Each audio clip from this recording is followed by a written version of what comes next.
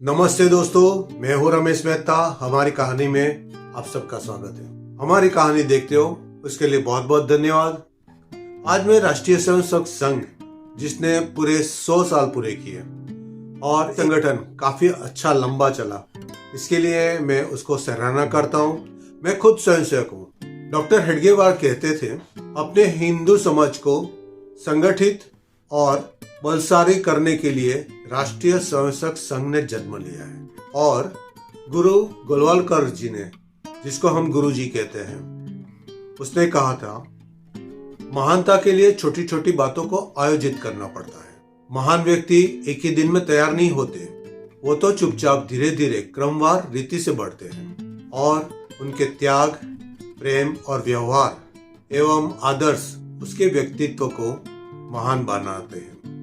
राष्ट्रीय स्वयंसेवक संघ की स्थापना 1925 में विजयादशमी के दिन संवत 1982 में डॉक्टर केशव बलिराम हेडगेवार ने शुरुआत की थी। कुछ 4-5 बच्चों को लेकर शुरुआत की थी।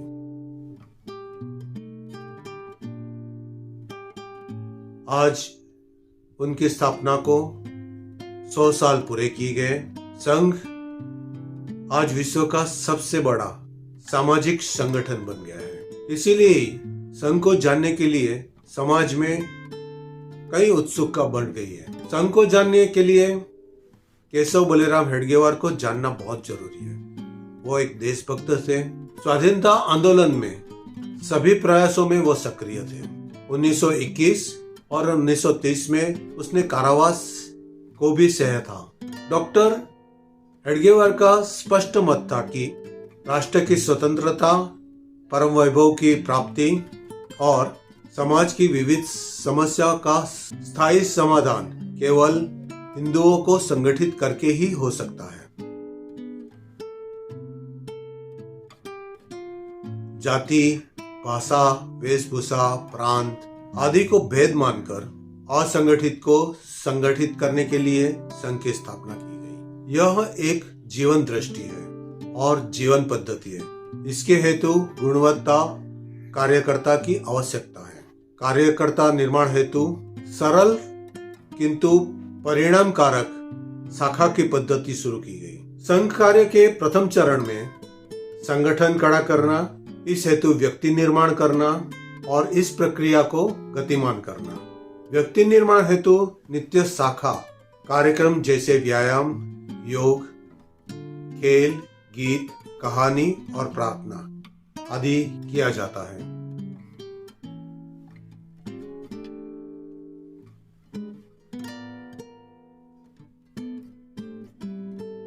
यही कार्यक्रम स्वयंसेवक में धैर्य, विश्वास, साहस, शक्ति, चरित्रवान, अनुशासन, देशभक्ति, सेवा आदि गुणों का निर्माण करता है। इससे स्वयंसेवक की संपूर्ण जीवन दिशा और प्राथमिकताएं बदल देती है। तभी तो सामान्य लोगों का असामान्य संगठन बना है। संघ यानी संगठन, देशभक्ति, निस्वार्थ सेवा और अनुशासन।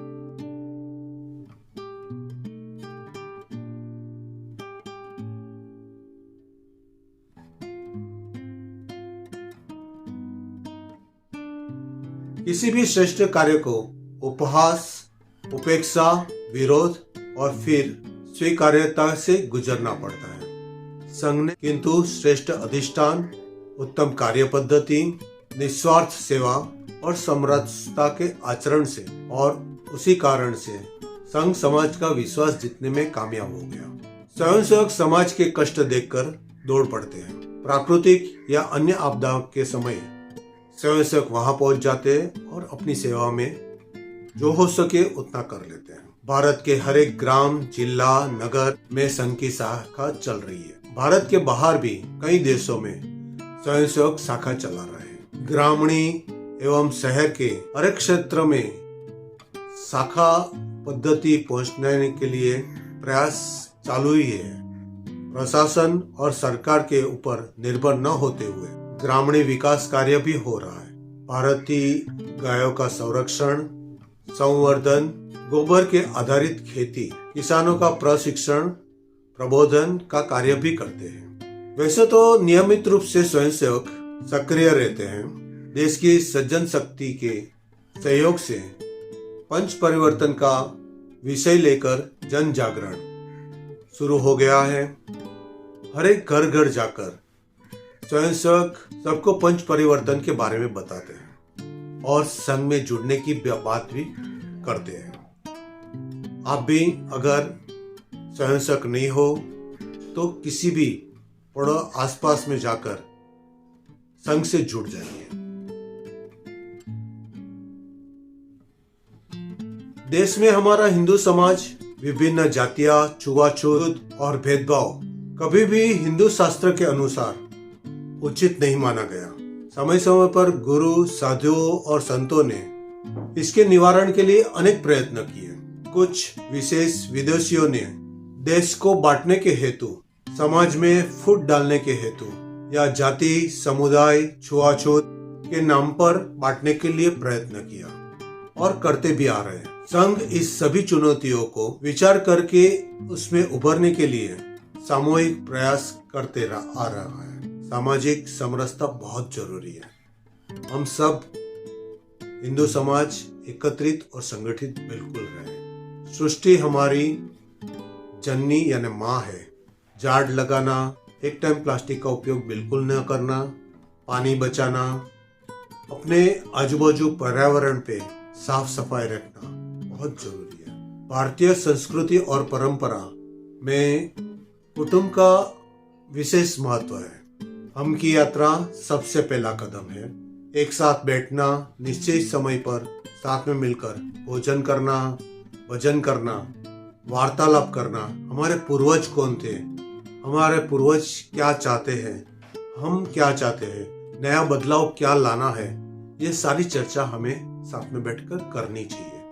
स्वदेशी अपनाना बहुत जरूरी है। स्वावलंबन बनना बहुत जरूरी है। हमारा देश का हर एक चीज बने, हम उसका उपयोग करें। हम विदेश से कुछ भी नहीं लिए, ये बिल्कुल ध्यान रखना है। स्व मातृभाषा, स्व संस्कृति और परंपराओं पर स्वाभिमान रखते हुए उनको व्यवहार में लाना।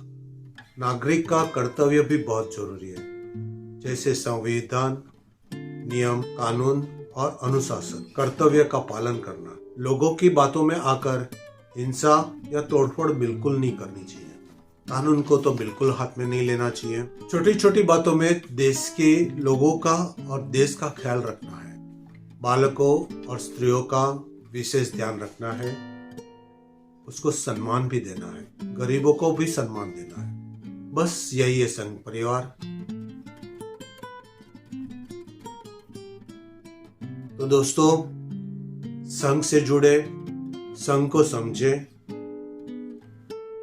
आजू बाजू में कहीं भी संघ का अगर शाखा चलती है तो वहां जाके बिल्कुल जुड़िए।